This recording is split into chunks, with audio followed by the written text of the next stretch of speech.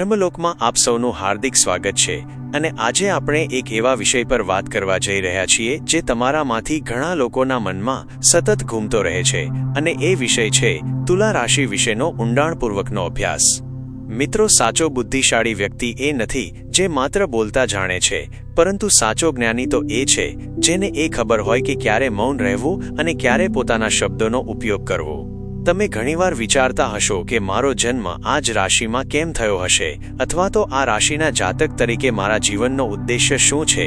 તો આજે આ વિડીયો તમારા માટે જ છે, કારણ કે અહીં આપણે તુલા રાશિના જીવનની વાસ્તવિકતા અને વર્ષ 2030 સુધી તમારા જીવનમાં જે મોટા પરિવર્તનો આવવાના છે તેની અત્યંત વિગતવાર ચર્ચા કરીશું। આ કોઈ સામાન્ય અંદાજ નથી, પણ ગ્રહોની ચાલ અને તમારી રાશિના મૂળ સ્વભાવનું એવું વિશ્લેષણ છે જે તમને તમારા અસ્તિત્વનો અહેસાસ કરાવશે। તુલા રાશિ એ રાશિચક્રની 7મી રાશિ છે અને તેનો સ્વામી શુક્રદેવ છે, જે પ્રેમ, સૌંદર્ય અને કળાના પ્રતીક માનવામાં આવે છે। તમારી રાશિનું ચિહ્ન ત્રાજવું છે, જે સંતુલન દર્શાવે છે, અને આ જ કારણે તુલા રાશિના લોકો સ્વભાવે ખૂબ જ સંતુલિત હોય છે। તમને ખબર હોય છે કે કઈ પરિસ્થિતિમાં કેવો વ્યવહાર કરવો જોઈએ, અને તમારી પાસે એક એવી અદ્ભુત શક્તિ છે જેનાથી તમે સામેવાળી વ્યક્તિને પારખી લો છો। તમારી આંતરિક શક્તિ એટલી પ્રબળ હોય છે કે તમે કોઈ પણ વ્યક્તિના ચહેરા પાછળ છુપાયેલા તેના સાચા ઈરાદાઓને ઝડપથી ઓળખી કાઢો છો। તમારી બોલવાની છટા અને તમારા હાવભાવ એટલા આકર્ષક હોય છે કે લોકો તમારી તરફ આપોઆપ ખેંચાઈ આવે છે। શુક્રની રાશિ હોવાને કારણે તમારામાં જન્મજાત કોઈને કોઈ કળા છુપાયેલી હોય છે, ભલે તે ચિત્રકળા હોય, સંગીત હોય કે પછી ઘરને સજાવવાની આવડત હોય। પરંતુ આ સકારાત્મક પાસાઓની સાથે એક સત્ય એ પણ છે કે તુલા રાશિના લોકો થોડા આળસુ હોઈ શકે છે।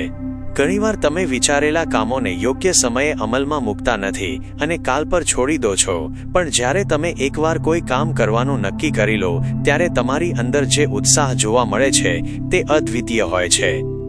હવે આપણે વાત કરીએ તમારા જીવનના એ મહત્વના વળાંકોની જે તમારા નસીબને બદલી નાખે છે। જ્યોતિષ શાસ્ત્ર મુજબ તુલા રાશિના લોકોના જીવનમાં 25મા વર્ષે એક મોટો નિર્ણય લેવાની સ્થિતિ સર્જાય છે, જે આગળ જતાં ભાગ્યમાં મોટો બદલાવ લાવે છે।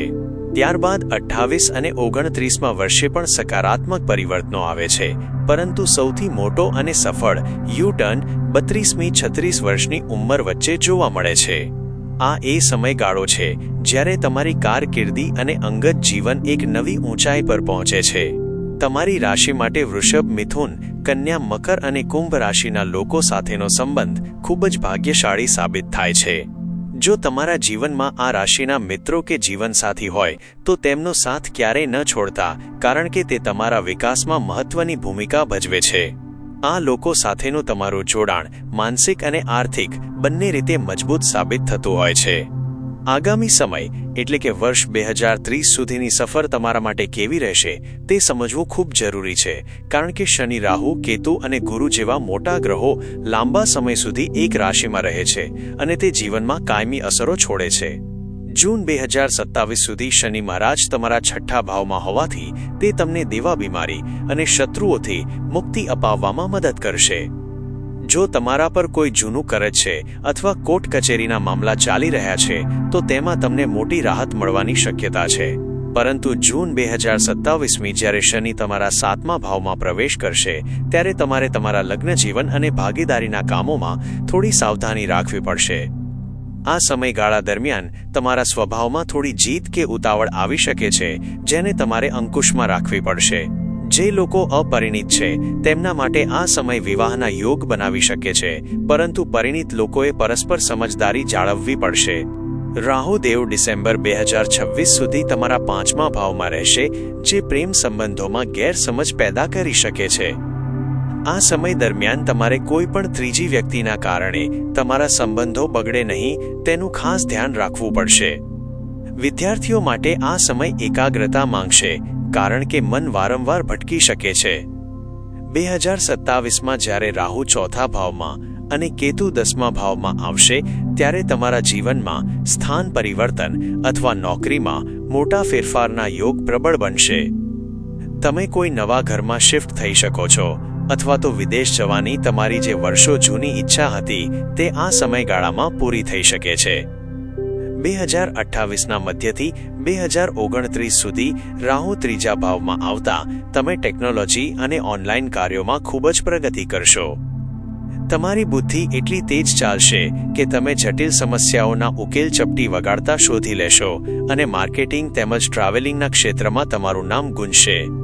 ગુરુ એટલે કે બૃહસ્પતિ દેવ જૂન 2026મી નવેમ્બર 2026 વચ્ચે તમારા 10મા ભાવમાં ભ્રમણ કરશે, જે નોકરીમાં પ્રમોશન અને સન્માન અપાવશે. જે લોકો લાંબા સમયથી સંતાન સુખની રાહ જોઈ રહ્યા છે તેમના માટે 2027 અને 2028ના વર્ષો અત્યંત શુભ રહેવાના છે. જીવનની આ સફળતા જાળવી રાખવા માટે તમારે કેટલાક નાના પણ અસરકારક ઉપાયો કરવા જોઈએ. શુક્રના બીજ મંત્રનો નિયમિત જાપ કરવાથી તમારા જીવનમાં સુખ સુવિધાઓ અને માનસિક શાંતિ વધશે. દરરોજ પક્ષીઓને ચણ નાખવાથી રાહુના નકારાત્મક પ્રભાવો દૂર થશે અને તમારા કાર્યોમાં આવતા અવરોધો મટશે. આ ઉપરાંત દરરોજ હનુમાન ચાલીસાના પાઠ કરવાથી શનિની પીડા ઓછી થશે અને તમારામાં અટલ આત્મવિશ્વાસ પેદા થશે, જે તમને કોઈપણ મુશ્કેલી સામે લડવાની શક્તિ આપશે. યાદ રાખો કે નસીબ ત્યારે જ સાથ આપે છે જ્યારે આપણે કર્મમાં વિશ્વાસ રાખીએ છીએ, માટે તમારી આળસ ત્યજીને લક્ષ્ય પર ધ્યાન કેન્દ્રિત કરો. મિત્રો, આ હતી તુલા રાશિના જીવનની એક ઊંડી અને વાસ્તવિક ઝલક, જે તમને આવનારા સમય માટે તૈયાર કરશે. જીવનમાં ઉતાર ચઢાવ તો આવતા રહેશે, પણ જો તમે સંતુલન જાળવી રાખશો તો વિજય તમારો જ થશે. ધર્મલોક હંમેશા તમારી પ્રગતિ અને સુખાકારીની પ્રાર્થના કરે છે. આશા છે કે આ માહિતી તમને તમારા જીવનના નિર્ણયો લેવામાં મદદરૂપ સાબિત થશે. હંમેશા હકારાત્મક રહો અને પોતાની આવડત પર ભરોસો રાખો, કારણ કે તમારી અંદર જે કળા છે તે જ તમારી સાચી ઓળખ છે.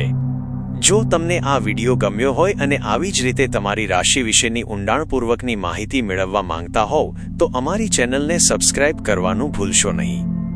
આ વિડીયોને તમારા મિત્રો અને પરિવારના સભ્યો સાથે શેર કરો, જેથી તેઓ પણ પોતાના જીવનના આવનારા પરિવર્તનો વિશે જાણી શકે. તમારા મનમાં કોઈ પ્રશ્ન હોય કે કોઈ અનુભવ શેર કરવો હોય તો કોમેન્ટ બોક્સમાં જરૂર લખજો. અમે તમારા પ્રતિભાવોની રાહ જોઈશું.